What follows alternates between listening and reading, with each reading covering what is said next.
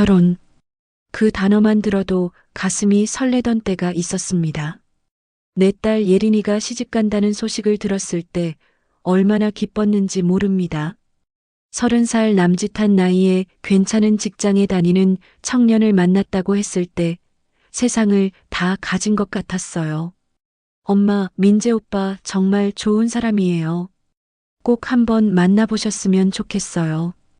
예린이의 환한 미소를 보며 나는 그저 고개를 끄덕였죠. 우리 예린이는 어릴 때부터 순하고 말 잘 듣는 아이였습니다. 가끔은 그 순함이 걱정되기도 했지만 그래도 좋은 사람을 만났다니 다행이라고 생각했어요. 상견례 날짜가 잡히고 나는 분주하게 움직였습니다. 좋은 음식점을 예약하고 오랫동안 장롱 속에 고이 모셔둔 한복까지 꺼내 입었죠. 거울 앞에 서서 머리를 단정히 묶으며 내 딸의 앞날이 행복하기를 하는 마음으로 기도했습니다. 엄마, 너무 긴장하지 마세요. 다 잘 될 거예요. 예린이가 내 어깨를 토닥이며 말했지만 오히려 그 아이의 눈빛에 불안함이 서려 있는 것 같았어요. 나는 그저 웃어 보였습니다. 어머니라는 직함을 가진 사람의 의무 중 하나는 아이 앞에서 강한 척하는 것이니까요. 걱정 마. 엄마는 괜찮아. 그런데 너는 왜 그렇게 불안해 보이는 거니? 예린이는 고개를 저으며 아니에요. 그냥 민재 오빠 부모님이 좀 옛날 분들이라서요. 라고 말끝을 흐렸습니다. 그때 내가 그 말의 의미를 제대로 알아챘더라면 좋았을 텐데요. 하지만 나는 그저 다들 그렇지 뭐. 걱정 말고 자연스럽게 하자라며 넘어갔습니다. 상견례 장소에 도착했을 때 시계는 정확히 약속 시간을 가리키고 있었어요. 고급스러운 한정식 집의 분위기는 좋았지만 마음 한편에선 왠지 모를 불안감이 자리 잡고 있었습니다. 예린이는 자꾸만 시계를 보며 초조해 하더군요. 오빠 부모님이 늦으시나 봐요. 나는 괜찮아. 교통체증이 있었나 보지. 라며 웃어 보였지만 10분, 20분, 30분. 시간이 흐를수록 내 미소는 점점 굳어갔어요. 마침내 그들이 도착했을 때는 약속 시간보다 무려 40분이나 지난 후였습니다. 아이고, 차가 너무 막혀서요. 기다리셨죠? 박창수라는 예비 시아버지가 건성으로 한마디를 던지며 상석에 당당히 앉아버렸어요. 그의 아내 양선희 씨는 겉으로는 점잖게 인사를 건넸지만 그 눈빛에서 무언가 차가운 것이 느껴졌습니다. 앉으세요. 기다리느라 힘드셨죠? 억지로 미소를 지으며 인사를 건넸지만 박창수 씨는 대답 대신 종업원을 향해 여기 물 좀 가져와요. 라고 소리쳤습니다. 예린이는 그 자리에서도 계속 시부모님을 향해 깎듯이 존댓말을 쓰며 눈치를 살폈어요. 내 딸의 그런 모습이 안쓰러웠지만 첫 만남이니 참자고 마음을 다잡았습니다. 예린이에 대해 많이 들었습니다. 좋은 아이를 키우셨네요. 양선혜 씨가 말했지만 그 목소리에는 진심이 느껴지지 않았어요. 마치 형식적인 인사처럼 들렸죠. 민재는 중간에서 어색한 웃음만 지을 뿐 적극적으로 대화를 이끌지 않았습니다. 상견례의 분위기는 점점 이상한 방향으로 흘러갔어요. 음식이 나왔을 때도 박창수 씨는 맛을 보자마자 요즘은 음식 맛도 예전 같지 않네. 라며 코를 찡그렸습니다. 양선혜 씨도 소금이 너무 많네요. 라며 거들었고요. 요즘 젊은 것들은 버릇이 없어서 문제야. 갑자기 박창수 씨가 훈계를 시작했습니다. 처음에는 사회 일반에 대한 이야기인 줄 알았는데 곧 그 화살이 우리 쪽으로 향하고 있다는 것을 깨달았어요. 딸은 어디 다니나? 회사? 결혼하면 그만둘 생각은 없나? 갑작스러운 질문에 예린이가 당황한 듯 눈을 깜빡였습니다. 저는 지금 다니는 회사에서 계속 일하고 싶어요. 그 대답에 양선희 씨의 눈썹이 살짝 올라갔어요. 요즘 며느리들은 다 그렇게 말하지. 하지만 출산휴가 같은 건 생각하지 마세요. 우리 아들 경력에 지장 있어요. 순간 내 귀를 의심했습니다. 지금 이 사람이 뭐라고 했죠? 아직 결혼도 하지 않은 상태에서 출산휴가를 언급하다니. 더구나 그것이 아들의 경력에 지장이 있다니요? 나는 말을 잇지 못했습니다. 민재는 그 순간에도 웃기만 할 뿐 예린이를 보호하는 말 한마디 하지 않았어요. 오히려 어머니, 아직 그런 얘기는 일러요. 라며 부모의 말을 조심스레 돌리려 할 뿐이었습니다. 식사가 계속되는 동안 나는 점점 얼굴이 굳어갔어요. 예린이도 처음에 화난 표정은 사라지고 긴장된 모습으로 조용히 밥을 먹고 있었습니다. 그때 박창수 씨가 또다시 입을 열었어요. 그래서 혼수는 어떻게 준비할 거요? 요즘은 신부 쪽에서 제대로 안 한다는 소리가 많던데. 순간 내 숟가락질이 멈췄습니다. 뭐라고요? 아직 결혼 날짜도 정하지 않았는데 벌써 혼수 이야기라니.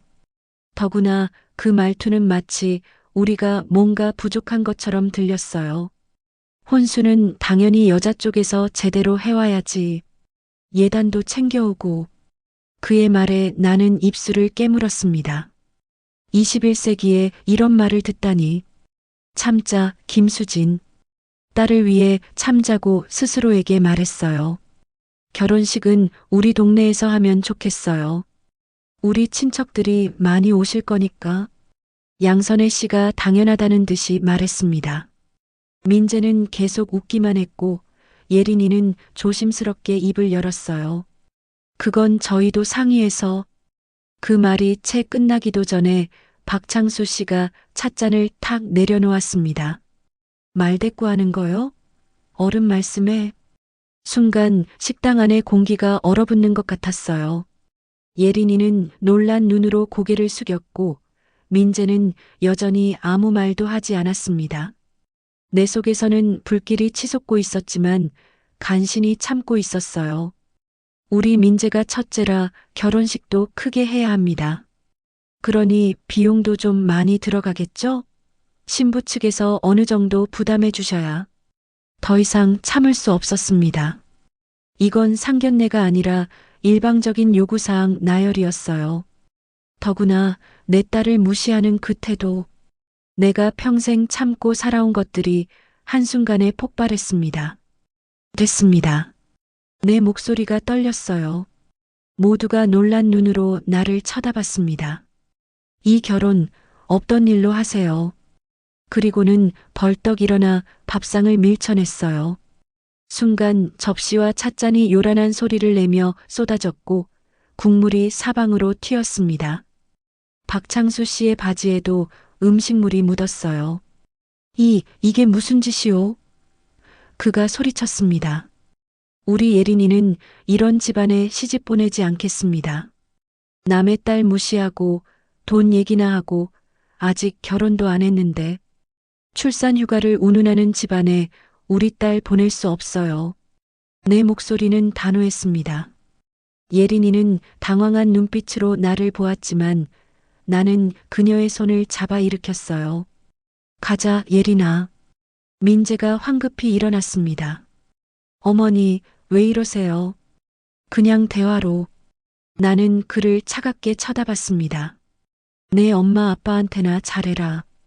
우리 딸은 내가 지켜주지 못하잖니. 식당을 나오는 내내 뒤에서는 박창수 씨의 고함 소리와 양선희 씨의 어디 감히 하는 소리가 들렸어요. 하지만 나는 돌아보지 않았습니다. 내 딸의 손을 꼭 잡고 그저 앞만 보고 걸었어요. 밖으로 나오자 예린이가 터져나오는 울음을 참지 못했습니다. 엄마, 죄송해요. 내가 미안해할 것 없어. 내가 예린이의 어깨를 감싸 안았습니다. 내가 잘못한 게 아니야. 엄마가 너를 지키기 위해서 한 일이야. 그날 저녁 우리 모녀는 한강변을 걸으며 많은 이야기를 나눴습니다. 예린이는 처음에는 민재의 좋은 면만 보았다고 했어요. 하지만 교제 기간이 길어지면서 그의 우유부단함과 부모님 앞에서 달라지는 모습에 점점 불안감을 느꼈다고 했습니다. 사실 민재 오빠가 평소에도 부모님 말씀만 너무 따르는 게 불안했어요. 예린이의 고백에 나는 마음이 아팠습니다. 딸아이가 그런 불안감을 안고 있었는데 내가 미처 알아채지 못했다니요. 게다가 예린이는 그래도 시간이 지나면 나아질 거라고 생각했어요. 라고 말했죠. 그런 사람은 절대 나아지지 않아. 내가 단호하게 말했습니다. 결혼 전에 너를 지켜주지 못하는 사람이 결혼 후에 갑자기 달라질 리 없어. 오히려 더 심해질 거야. 한강의 차가운 바람이 우리의 얼굴을 스쳤지만 마음속 결의는 더욱 단단해졌어요. 예린이도 점점 정신을 차리는 듯 했습니다. 엄마, 정말 괜찮을까요? 저 때문에 엄마가 그런 일을. 나는 웃으며 예린이의 머리를 쓰다듬었습니다. 괜찮아. 오히려 후련해. 그런 집안과 인연을 맺지 않게 되어서 다행이야. 밤이 깊어갈수록 예린이의 눈빛도 맑아졌어요. 마치 오랫동안 씌워져 있던 안개가 걷히는 것 같았습니다. 우리는 오랜만에 편의점 라면도 먹고 아이스크림도 나눠 먹으며 웃었죠. 그것은 마치 예린이가 어렸을 때로 돌아간 듯한 소중한 시간이었어요. 다음 날 아침 민재로부터 연락이 왔습니다. 예린이의 휴대폰이 쉴 새 없이 울렸어요. 처음에는 받지 않던 예린이가 결국 통화 버튼을 눌렀습니다. 예린아, 어제는 정말 미안해. 우리 부모님이 좀 그러셔서 내가 앞으로 더 잘할게. 다시 한 번만 기회를 줘. 나는 옆에서 그 말을 들으며 고개를 절레절레 저었어요. 더 잘할게라니. 결정적인 순간에 아무것도 하지 못했으면서 무슨 말도 안 되는 소리를. 놀랍게도 예린이의 대답은 단호했습니다. 오빠 미안해요. 하지만 이제 그만하고 싶어요. 어제 일은 단순한 실수가 아니었어요. 오빠 부모님의 생각과 오빠의 태도. 난 그런 가정에서 살 수 없을 것 같아요. 전화를 끄는 예린이의 눈에는 눈물이 고여 있었지만 그 눈빛은 단단했어요. 나는 그런 딸이 자랑스러웠습니다. 우리 예린이가 이렇게 강해졌구나 싶었죠. 그러나 그것으로 끝이 아니었어요. 곧이어 예린이의 전화가 또다시 울렸는데 이번에는 양선희 씨였습니다.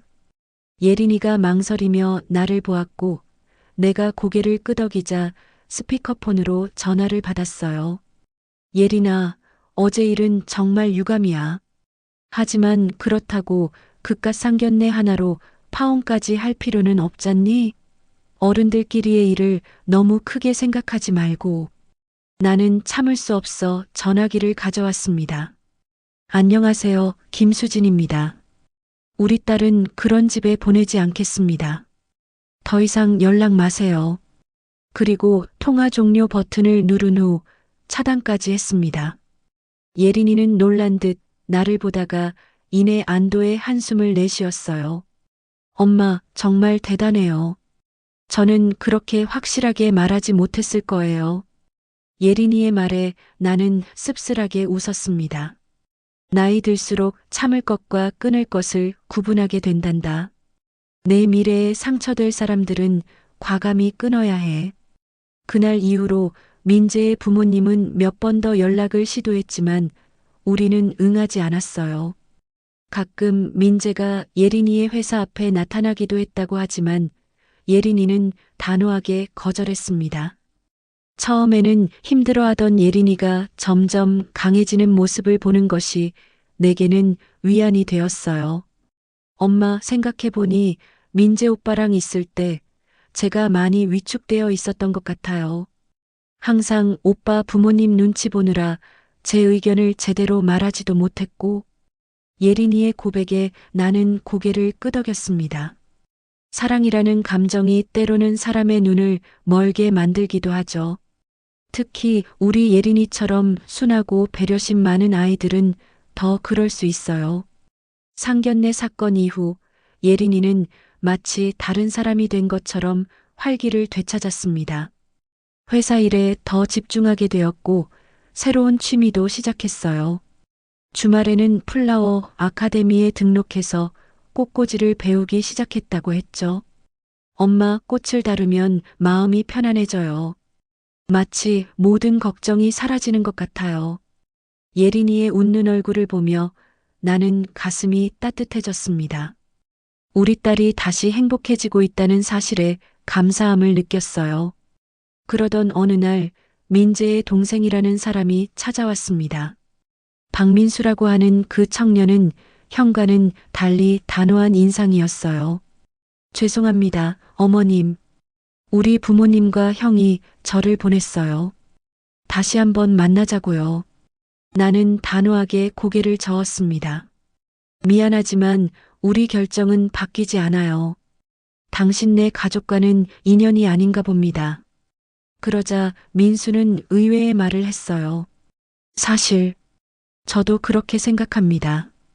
형이 예린 씨를 정말 사랑한다고 하지만 우리 부모님 성격을 생각하면 그는 말끝을 흐렸습니다. 솔직히 말씀드리자면 어머님이 상견례 자리에서 그렇게 하신 게 정말 멋있었어요. 우리 부모님은 항상 그런 식이셨거든요. 제 여자친구도 몇 번 울었어요. 그의 말에 나는 놀랐습니다. 민재의 동생이 오히려 우리 편을 들다니. 세상에는 정말 다양한 사람들이 있구나 싶었어요. 그럼 당신은 왜 여기 온 거죠? 가족의 체면 때문에. 그래도 이렇게 와서 진심으로 사과드리고 싶었어요. 그리고 예린 씨에게도 미안하다고 전해주세요. 형이 예린 씨를 제대로 지켜주지 못해서요. 민수가 떠난 후 나는 깊은 생각에 잠겼습니다. 같은 집안에서 자랐는데도 이렇게 다른 사람이 될 수 있구나 싶었어요. 어쩌면 민재도 변할 수 있었을지 모르겠지만 그건 이미 지나간 일이었습니다. 예린이에게 민수의 방문 얘기를 해주자 처음에는 놀라더니 이내 쓸쓸한 미소를 지었어요. 민수 씨는 항상 다른 사람이었어요. 민재 오빠가 부모님 눈치 볼 때도 동생은 자기 생각을 솔직하게 말하는 스타일이었죠. 그 말을 들으니 더욱 아쉬움이 컸습니다. 만약 민재가 동생처럼 조금이라도 자기 주관이 있었다면 예린이의 상처는 덜했을 텐데 말이에요. 한 달 정도가 지났을 때 예린이는 회사에서 승진 소식을 들고 왔습니다. 팀장으로 진급하게 되었다는 기쁜 소식이었어요. 예린이의 얼굴에는 오랜만에 진정한 기쁨이 묻어났습니다. 엄마, 이건 다 엄마 덕분이에요. 만약 그때 결혼을 했다면 아마 지금쯤 회사를 그만두고 있었을지도 몰라요. 그 말을 들으니 가슴이 찡했습니다. 그날 상견례 자리에서 밥상을 엎지 않았다면 우리 예린이는 지금쯤 어떤 모습으로 살고 있었을까요? 생각만 해도 아찔했어요. 그건 내가 스스로 이뤄낸 거야. 엄마는 그저 방해물을 치워준 것뿐이야. 우리는 예린이의 승진을 축하하기 위해 작은 파티를 열었습니다. 친한 친구 몇 명과 함께 집에서 와인을 마시며 웃고 떠들었어요. 오랜만에 듣는 예린이의 유쾌한 웃음소리에 내 마음도 활짝 피어났습니다. 그날 밤 예린이의 친구 중 한 명이 내게 조용히 말을 걸었어요. 수진 이모님, 정말 멋지세요. 저희 엄마는 절대 그런 용기를 못 내실 거예요. 저도 나중에 딸을 낳으면 이모님처럼 키우고 싶어요. 그 말을 들으니 괜히 부끄러웠습니다. 나는 특별한 일을 한 것이 아니었어요. 그저 내 딸을 지키기 위해 해야 할 일을 했을 뿐인데. 하지만 그 말이 내게는 큰 위로가 되었습니다. 시간이 흐르면서 예린이는 점점 더 자신감을 찾아갔어요. 민재와의 추억들도 하나둘 지워나갔고 새로운 취미와 친구들을 만들어가며 자신의 삶을 채워나갔습니다. 가끔 실수로 민재의 이름을 언급할 때면 예전처럼 눈시울이 붉어지는 일도 없었어요. 어느 주말 예린이가 갑자기 제안을 했습니다. 엄마, 우리 여행 갈까요? 둘이서 제주도 같은 데 가서 바람도 쐬고. 그 말을 듣는 순간 내 가슴이 벅차올랐어요. 얼마나 오랜만에 들어보는 여행 이야기인지. 우리 모녀는 예린이가 대학생 때 이후로 제대로 된 여행을 간 적이 없었거든요. 좋지. 언제 갈래? 우리는 함께 일정을 잡고 숙소도 예약했습니다. 오랜만에 느끼는 설렘에 밤잠도 설쳤어요. 그리고 마침내 여행 당일 공항으로 향하는 차 안에서 예린이가 문득 내 손을 잡았습니다. 엄마, 그때 상견례 자리에서 그렇게 해주셔서 정말 고마워요. 엄마가 아니었다면 저는 아직도 그 집안에 눌려 살고 있었을 거예요. 예린이의 말에 내 눈시울이 뜨거워졌습니다. 딸아이의 손을 꼭 쥐며 고개를 끄덕였어요. 가슴속에서는 뜨거운 무언가가 솟구쳤지만 표정은 담담하게 유지했습니다. 내가 행복하다면 그걸로 충분해. 엄마는 내가 지금처럼 당당하고 밝게 사는 모습을 보는 게 제일 좋아. 비행기 안에서 우리는 오랜만에 편안한 시간을 가졌어요. 예린이는 어릴 적 이야기를 하며 웃음을 터뜨렸고 나도 잊고 있던 추억들을 하나둘 꺼내 놓았습니다. 남편과 사별한 후 혼자 예린이를 키우며 겪었던 어려움들, 그리고 그 속에서도 찾아낸 작은 행복들. 제주도의 바람은 생각보다 더 시원했어요. 우리는 렌터카를 빌려 섬을 한 바퀴 돌았습니다. 바다를 보며 소리 지르기도 하고 오름을 오르며 숨을 헐떡이기도 했죠. 그 모든 순간이 보석처럼 빛났어요. 엄마, 이제 저 새로운 사람 만나도 될까요? 갑작스러운 예린이의 질문에 나는 걸음을 멈췄습니다. 그리고 예린이의 얼굴을 찬찬히 바라보았어요. 그 눈빛에는 더 이상 불안함이나 상처가 아닌 기대와 설렘이 서려 있었습니다. 물론이지. 근데 이번에는 엄마가 먼저 봐야 해. 알겠지? 우리는 함께 웃었습니다. 예린이는 자신이 최근 관심 있게 된 사람이 있다고 말했어요. 회사 업무로 만난 다른 부서의 과장이라고 했죠. 그녀의 말에 따르면 그는 자상하고 책임감 있는 사람이라고 합니다. 이번에는 제가 좀 더 신중하게 볼게요. 그리고 처음부터 엄마한테 소개할 거예요. 나는 미소 지으며 고개를 끄덕였습니다. 예린이가 이렇게 성장한 모습을 보니 가슴이 뿌듯했어요. 때로는 아픔이 사람을 더 강하게 만든다는 말이 맞는 것 같았습니다. 여행의 마지막 날, 우리는 해변가 카페에 앉아 석양을 바라보았어요. 노을이 바다를 붉게 물들이는 모습이 마치 우리의 지난 날을 닮아 있었습니다. 상처와 아픔으로 붉게 물들었던 시간들이 이제는 아름다운 추억으로 남게 되었으니까요.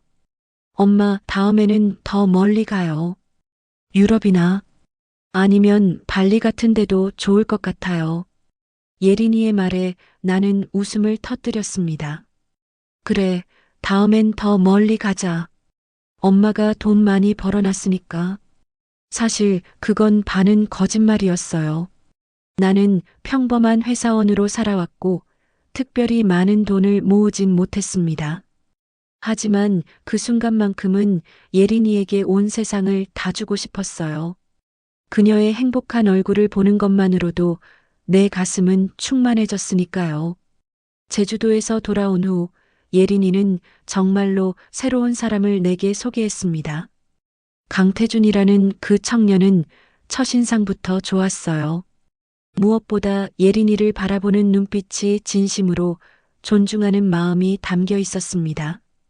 어머님, 예린이가 정말 대단한 분이라고 항상 말해왔습니다. 오늘 뵙게 되어 영광입니다. 그의 인사말이 형식적이지 않고 진심이 담겨 있다는 걸 느낄 수 있었어요. 우리는 함께 식사를 하며 많은 이야기를 나눴습니다. 태주는 자신의 가족에 대해서도 솔직하게 말했어요. 제 부모님은 다소 보수적인 편이시지만 상대방을 존중하는 마음만큼은 확실하세요. 어머님과 예린이를 꼭 한번 뵙고 싶어 하십니다. 태준의 말에 예린이가 살짝 긴장한 표정을 지었지만 나는 미소를 지었습니다. 이번에는 다를 것 같다는 느낌이 들었어요. 무엇보다 태준이 예린이의 의견을 항상 먼저 물어보고 그녀의 생각을 존중하는 모습이 보기 좋았습니다. 괜찮아. 한번 만나보자. 하지만 이번에는 엄마가 밥상을 엎지 않도록 조심해야겠네. 내 농담에 예린이와 태준 모두 웃음을 터뜨렸어요. 태준은 그 유명한 밥상 사건에 대해 이미 들었다고 했습니다. 놀랍게도 그는 저라도 그런 상황이었다면 같은 행동을 했을 것 같아요라고 말했죠. 그로부터 한 달 후 우리는 태준의 부모님을 만났습니다. 놀랍게도 상견례는 무척 평화롭고 화기애애한 분위기로 진행되었어요. 태준의 부모님은 예린이의 직장 생활을 응원해 주셨고 결혼 후의 생활에 대해서도 두 사람의 의견을 먼저 물어보셨습니다. 요즘은 젊은 사람들이 자기 삶을 살아야지요. 우리가 대신 결정할 일은 아니니까요. 태준의 어머니가 하신 말씀에 내 마음이 놓였습니다. 이분들과는 편안하게 사돈관계를 맺을 수 있을 것 같다는 확신이 들었어요.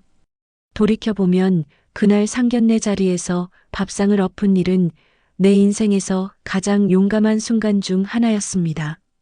언뜻 보기에는 무례하고 충동적인 행동이었을지 모르지만 그것은 내 딸의 인생을 위한 결정적인 선택이었어요.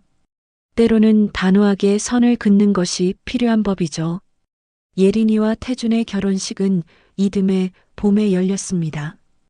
아름다운 정원에서 진행된 야외 웨딩이었어요. 예린이는 그 어느 때보다 빛나고 있었습니다.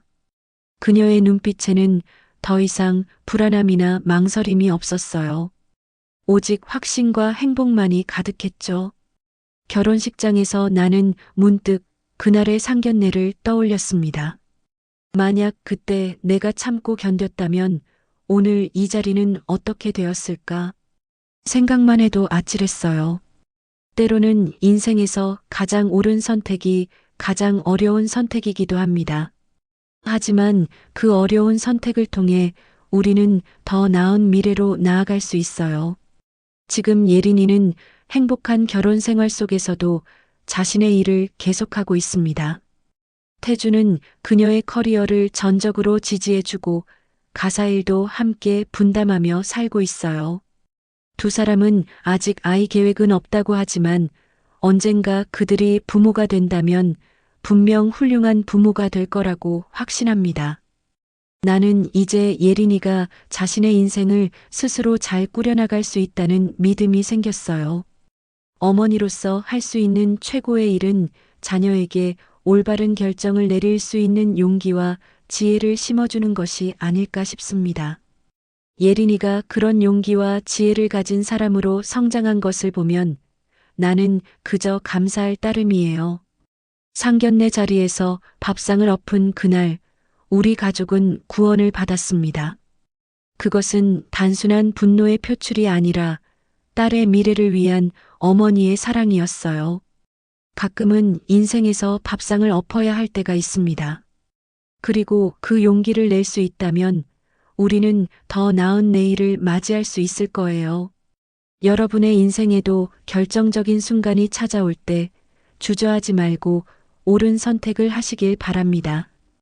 그것이 비록 어렵고 불편한 선택일지라도 결국에는 더 큰 행복으로 돌아올 테니까요. 저의 이야기가 여러분께 작은 용기가 되었기를 바랍니다. 소중한 시간 내어 읽어주셔서 감사합니다. 여러분의 댓글과 구독, 좋아요는 제게 큰 힘이 됩니다. 다음 이야기로 또 찾아뵙겠습니다.